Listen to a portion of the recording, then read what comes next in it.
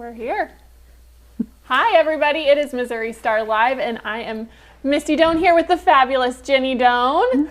And we're just taking it easy, nice and casual today. I know. How do you guys like this new little sit-down thing? This is pretty cool. Kind of fun, yeah. I like it. I like it, too. I like it. Very fun. Cool quilt. Cool. We look like Skittles today. Yeah, we're so bright and happy. And cheerful. Yeah. We even have some water, so. We do. We love it. All right, let's see where people are. Probably I should let me just water this plant real quick. There we go. Perfect. Perfect. All right, we've got Bonnie tuning in from El Paso. That was Jake running just through. He just has to be part of it. Be part of it. Let's see. Lindsay from Sugar Land, Texas. Thank you so much for tuning in. Oh my gosh, I'm coming to Texas in October. That's awesome. Yeah. Yeah. Renata. Jenny on the road. Oh, I'll be there too. Yeah. Renata from Argentina. Thank you guys so much for tuning in. Not coming to Argentina, but we could. That'd be nice. We're not opposed. We're not opposed. For sure. That sounds fun to me. All right, well, we posted. We got a Denmark too. Denmark, awesome. Yeah. Denmark. Now, see, that's my home. That's the motherland for me. Denmark, Sweden, Norway. The motherland. I want to go. My family's from too. Yeah. Denmark. That's why you fit so well in our family. I know it. Oh, actually, that's why we kept you. Right. Also, they let me stay around. That's right. Good. They're saying good morning. This is like our morning show setup. If you Oh, guys yeah. like Yeah. Good morning. Good morning. Let us know what you think of the new set. Give us some hearts if you like it. It's kind of fun. So. It is fun. All right. Well, some of you, we posted a little sneak peek that we were going to be doing this last night. And we had some good questions that came in on that. So we're going to start with those. But be sure and leave any questions you have for Jenny in the comments. And we will try and answer those as we go. Anything you want to know. Anything at all. We're with you on this. Yes, it's going to be so fun. All right. So the first one we have is, how do you determine what size border to use? Well, you can use whatever size you want. No, I'm just actually there is a whole theory about this. I generally go like if my block is if I have a 5-inch block, I go just a little bit wider border or that size of border. But there's an actual formula for it, and it's called the Golden Rule formula, and it has a little measuring thing that you can get. It was Jenny Beyer who did it, and it's actually pretty ingenious. But here's what I do. The best information I can give you on borders is how to figure out how much fabric you need. So here's how you do that. When you cut a strip of fabric for a border, it's 40 inches wide. Right? Yep. And say your quilt is longer than 40, you're going to have 2 cuts per side, so that makes 80 inches, right? Correct. And you're going to have 4 sides to your quilt, so 2, 4, 6, 8 pieces, and you times that by however wide you want your border. So if you want your border 4 inches, 8 times 4 is 32. So 32 inches, that's not even a yard. Right. So if you want a 6-inch border, 8 times 6 is 48. Right. That's not even a yard and a half. A yard and a half is 56 inches, I think. Yeah. And so that's a really great way to figure out border yardage. Just the number of strips you need to go around times the width. That's so smart. That's awesome. And that, because generally people are like, how much do I buy for border fabric? I almost always just buy a yard and a half, and it's enough. It's always enough. Yeah. That's awesome. All right. Next question. What type of batting do you prefer? So I like a thinner batting, and I like an 80-20, so it has washable, which 80, that means 80 cotton and 20 poly. That means it's less shrinkage, but it holds together.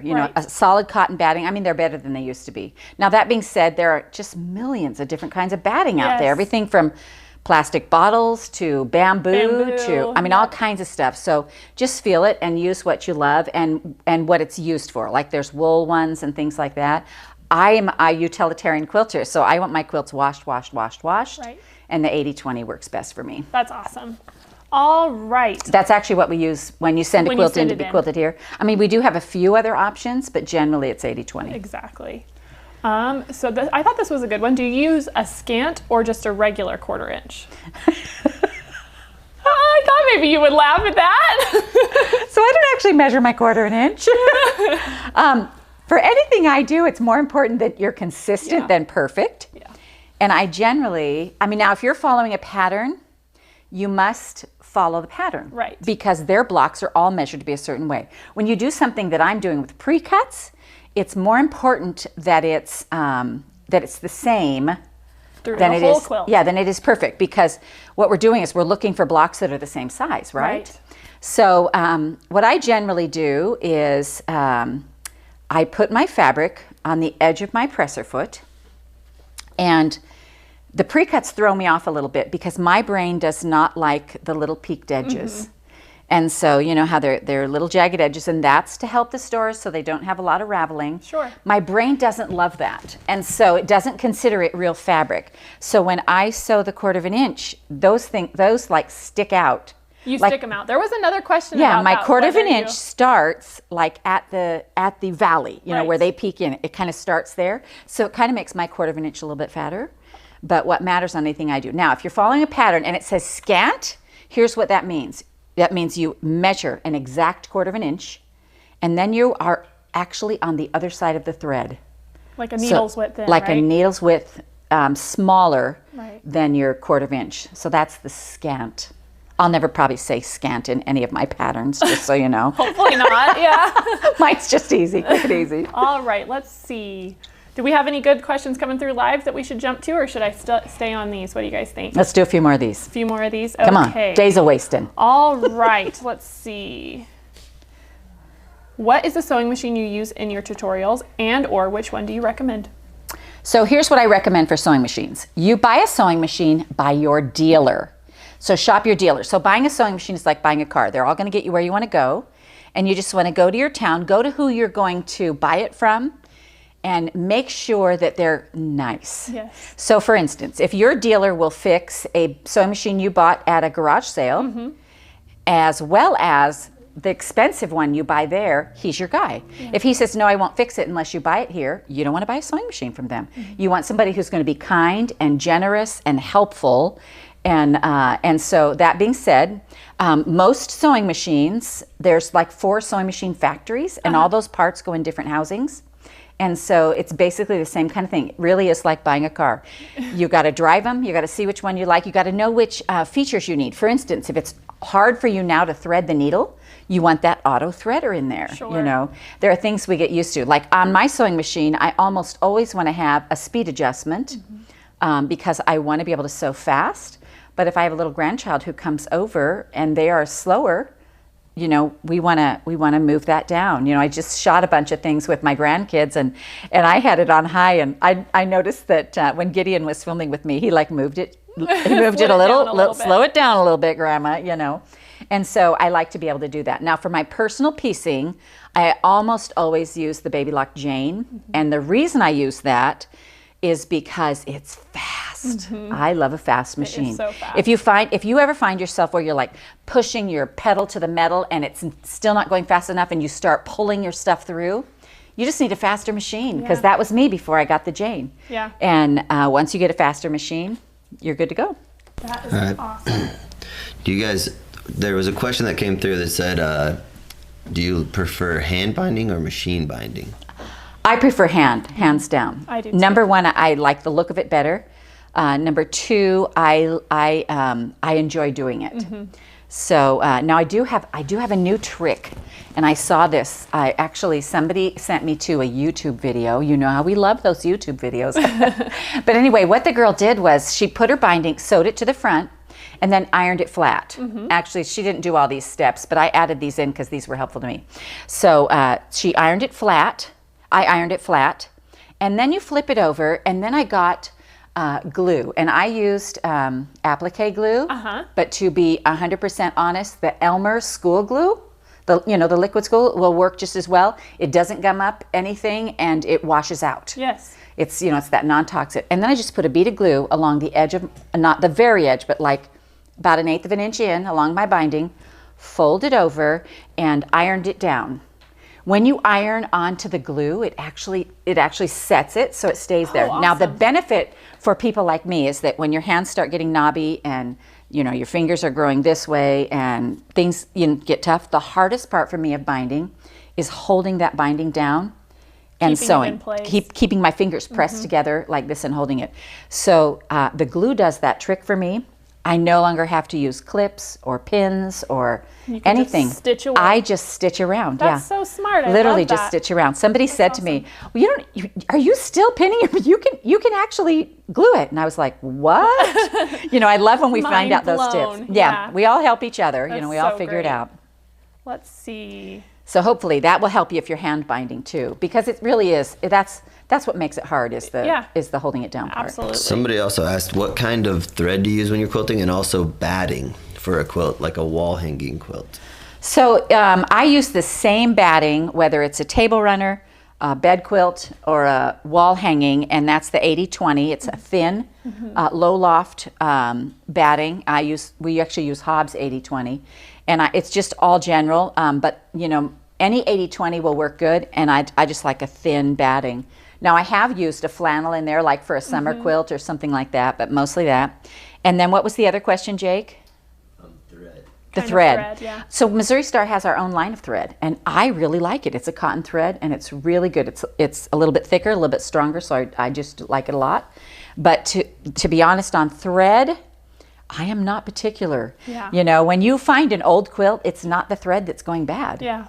It's the fabric. The fabric wears and out. so we have a lot of auctions here in the Midwest, and sometimes they'll auction off like a whole box of thread or something like that. And if I pull on it, and it doesn't break, I use it. Yeah. That's awesome. I'm just not real particular about my thread. That's awesome. I thought this was a good question. It says, I really hope Jenny has time to answer this one. I think it will help many quilters with accuracy. When making half square triangles or snowballing, is there some sort of rule about when to sew on the line and when to sew next to the line? Yes. So the rule is, what size block do you want? If I take a 5-inch square and I draw the line and sew on either side, that block is going to end up 4.5. Right. If I want my 5-inch square to stay 5 inches, then you sew on the line, and when you iron that back, it'll still be 5 inches. So it's a size issue more than any kind of accuracy issues. So there's lots of ways to make half square triangles, and people ask me all the time, well, why don't you do this way all the time? And because I'm looking for a certain size. Yeah. And I know that if I if I take a 10-inch square and I cut it, if I draw the X and sew on either side of all of it and cut it 4 times, I'm going to end up with 8 of those. Right. If I sew all the way around the outside, and that'll be 8 that are 4.5. If I sew all the way around the outside, I'm going to end up with 4, and they're going to be about 6.25 maybe, and you're going to want to square all those up. Right. So that's kind of for me. I'm looking for a size. That's awesome. All right, let's see. Oh, this is interesting. Love your tutorials. I was wondering if it would be possible to show at least one different way to lay out the design of the quilt, like the layout of the quatrefoil could also be a star. Oh, it sure could be a star. Yeah. So the quatrefoil, okay, so let me just, first of all, Yes. they won't let me do that. And here's the reason why. When I see a block, I see like 20 things you could do with it, and it becomes very confusing. And so that's actually a whole nother tutorial and a whole nother quilt, Yeah. The idea of that seems really good, but It's not great in execution. It gets really confusing. It gets really confusing. But on the quatrefoil block, you guys should go look at that, because the little quatrefoil, the center squares, so you have 4 patches in the corner and a center block. Those middle squares, we've sewed a 2.5-inch square to the corners down here. If you flip that around and put those sewn corners to the middle, they become star legs. And that is really true. So that's why I always say, play with the layout, play with the block, just have some fun. I love seeing all the different things it can do. I just think that's a really fun part of it. All right, here's a question from Facebook. Yeah. What is your favorite new line coming out? So I don't actually know all the lines that are coming out. Fabric comes out like every 4 months, between 60 and 100 new lines of fabric come out. It's so much. So many. And so basically it's kind of more of a personal preference, because there's going to be something coming out in every genre. Right. And like today I'm on for a tutorial that releases in I think October. I'm working with some fabric that's Civil War, and it's just gorgeous. Yeah. But let's face it, we just love fabric. Yeah. We love all fabric. We're not super picky. We just love it all. and the fabric that I sew on is generally fabric that the companies want me to use in an upcoming tutorial. So they'll send me You know, we choose a fabric, and then they'll send me the fabric, and then that's the fabric I use on. And it has to be what's available when it releases, what's available early enough for me to sew on. You know, there's all this criteria that it has to meet, and we have to be able to get enough of it. There's a lot of moving parts. There is a lot of moving parts, yeah. Tutorials. It's pretty crazy. But I do. So the other thing is, I find that as I get older, I like brighter things. You know, I've always been a real Civil War fan. I love that soft, earthy. But as I get older, I like brighter things. Those happy colors. Yeah, I don't know. We had a question from on actually Facebook that was, have you ever put flannel on the back of a quilt? I have often put flannel on the back of a quilt. That was a pretty good one. Yeah, I love flannel on the back of a quilt. This one this one has cuddle. Yeah. Which is a good idea too. Yeah, oh, it's such a good idea. It's so soft. So here's the thing. Because the quilts, if I make a quilt to snuggle in, I'm going to put a different back on that than I am if I make a quilt that is for a bed. Right. Because if you're making a quilt that's a giant king size quilt that goes on your bed, you're probably not snuggling in that quilt. No. But it's got to cover your bed. So I just do whatever on the back of there. But if I'm making a quilt to snuggle in, or a couch quilt, or a lap quilt, or a baby quilt, always something soft. Yes. I love the soft. I love the cuddle. I love it. And one of the things I love about the cuddle is, here, hold this up. Okay. Because I love that you can see the design. So if you were to do a design on here that was like, say this was stars, you would see the stars. It looks like you've embossed the cuddle, and you see the pattern so clearly. And I love that. I love that too. We have some really cute patterns that are like, you know, or like even frogs or and it really makes sewing it pop. notions. Yeah, and you can actually see them, where a lot of times that stitching hides in the quilt. But yeah, I love that softness. Good question. All right. I love this question. It says, how do you find any time to sew for pleasure with your schedule, family, and business? Because what you love to do, you just find time for, right? Yep. You know, and I'm pretty fast sewer, and I often sew like I have a list going all the time of things I want to do.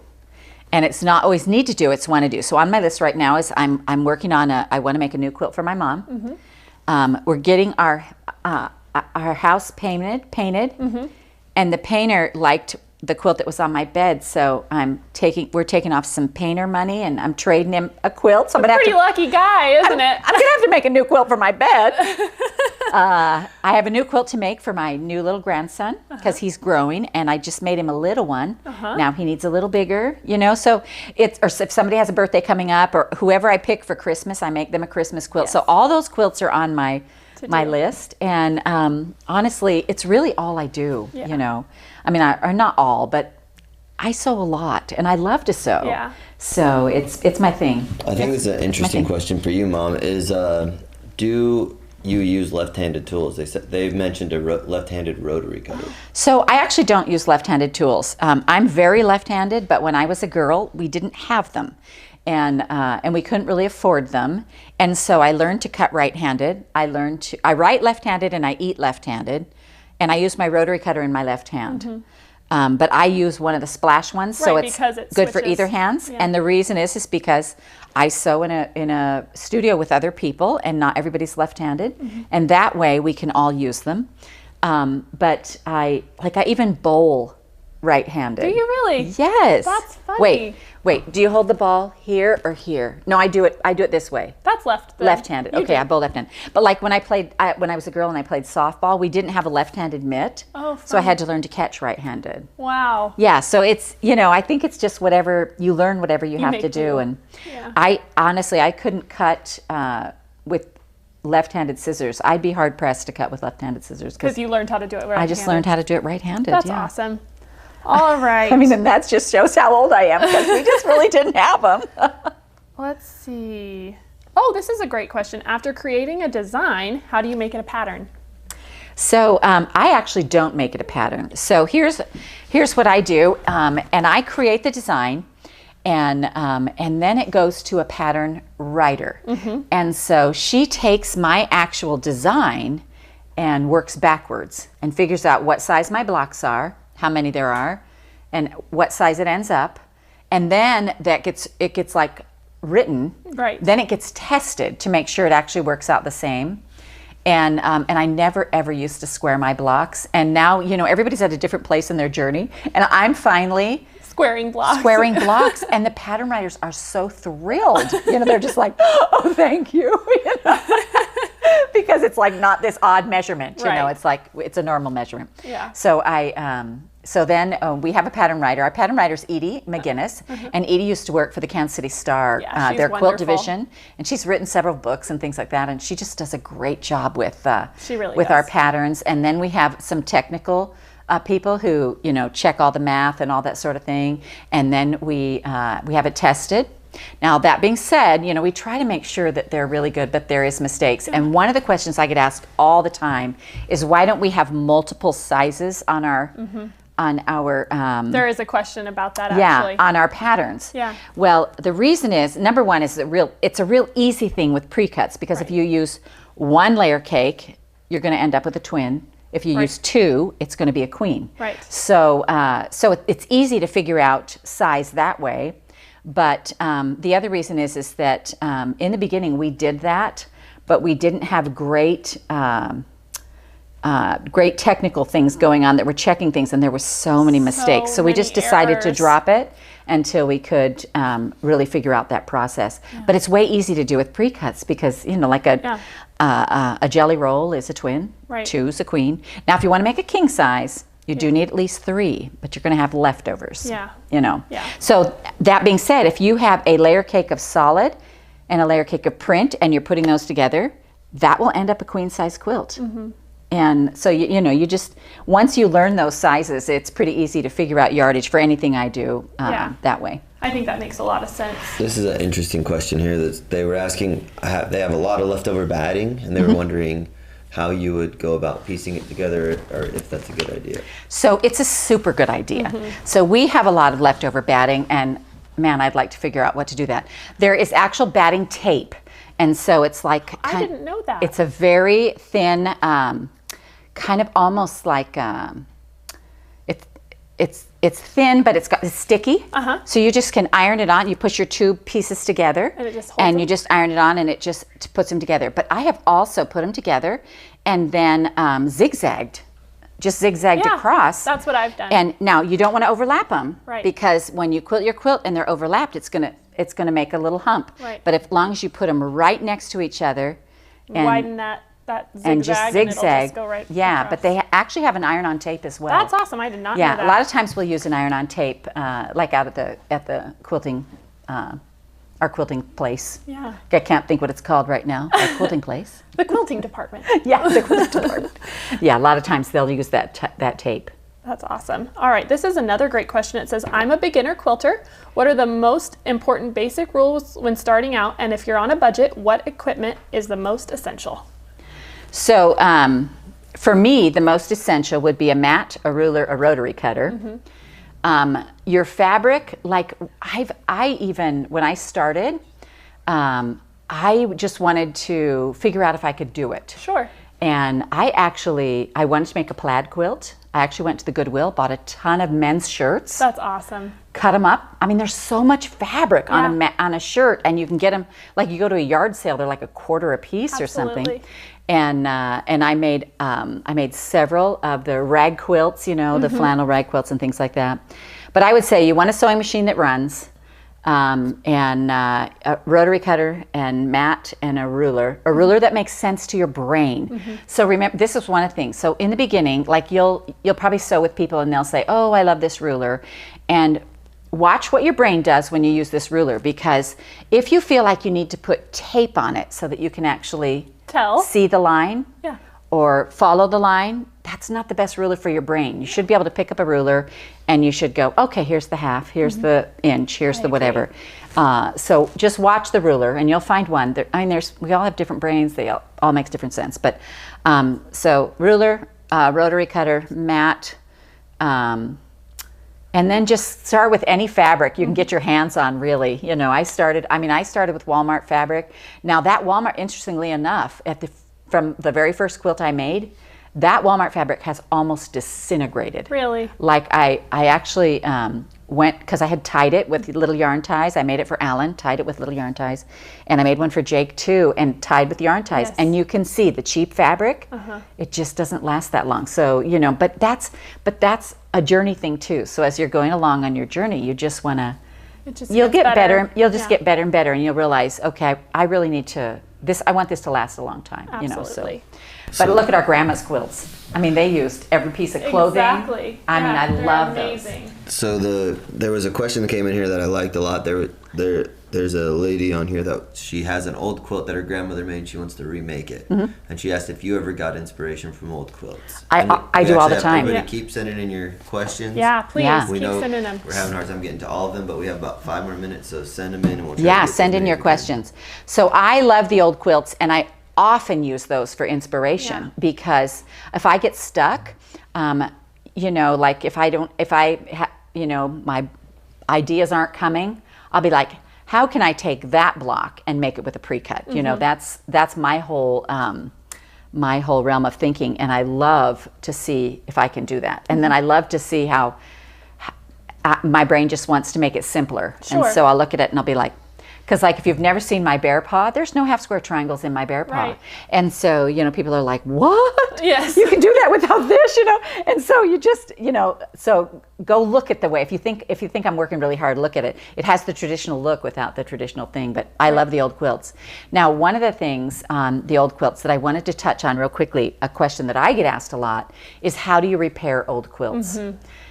So I think the easiest way, and this, it'll make sense when you see it, but the easiest way is not to take the stitches out at all, but to get a fabric that actually goes with the quilt or blends with it, and applique that piece on the top over the shredded area or the hole in it or something like that. So it acts as a patch. It acts as a patch, but it's cut exactly the same. Sure. So it will actually, you'll just think it's part of the quilt. Blends right in. It blends right in. That's the easiest way to do it. You know, I've done some that are so threadbare that I've actually laid them over muslin and machine quilted right over the top of them because I wanted to hold them together. You know, there's something to be said about, you know, a lot of people think it's terrible to machine quilt over an old quilt. First of all, they had sewing machines then. And second of all, I'd rather have it out where you can see it and use it than in a box for it under the bed, waiting for it to fall apart. Right. Do you know, I just liked having them out. You know? Agree.